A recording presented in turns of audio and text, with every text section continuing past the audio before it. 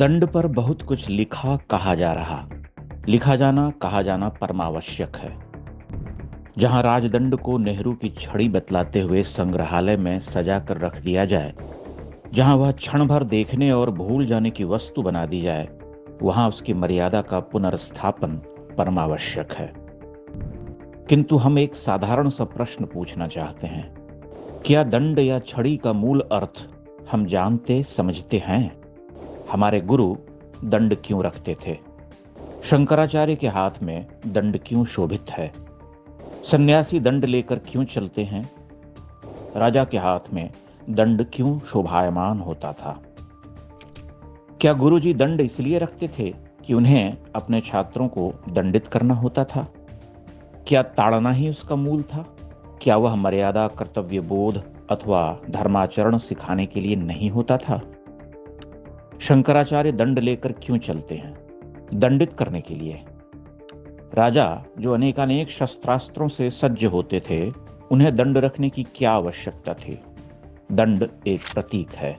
वह यात्रा पर कठिन पथ को पार करने का अवलंब तो है, किंतु प्रथमतः धर्म स्थापना का चिन्ह है।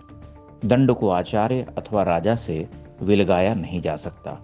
वह तो उनकी उपस्थिति के साथ एकमेक है। उसे आप उनकी अन्य और अनिवार्य भुजा या अंग मान सकते हैं। इस दंड पर किसी साम्राज्य का एक अधिकार नहीं है। यह प्रतीकात्मक है। जैसे राम के हाथ में धनुष है, जैसे कृष्ण के पास सुदर्शन, जैसे ब्रह्मर्षि वशिष्ठ के हाथ में ब्रह्मदंड, जो विश्वामित्र के सभी दिव्यास्त्रों को निस्तेज कर गया, वैसे ही धर्मराज्य के स्थापकों के हाथ में दंड। वृषभ उसकी शोभा है, उसका सिरमौर। वह सात्विक शक्ति है, वह अतुल बल का परिचायक भी है, देवाधिदेव का वाहन तो है ही। उनके हाथ में शोभित त्रिशूल भी धर्मदंड ही है। हम अपनी संस्कृति से विस्मृत हैं। नेहरू जी जैसे महापुरुष का धन्यवाद करना चाहिए। उन्होंने धर्मदंड को बुढ़ापे की छड़ी में परिणत कर दिया और हमने मान लिया कि वह नेहरू की छड़ी ही थी। बड़ा ही विचित्र सा समय है।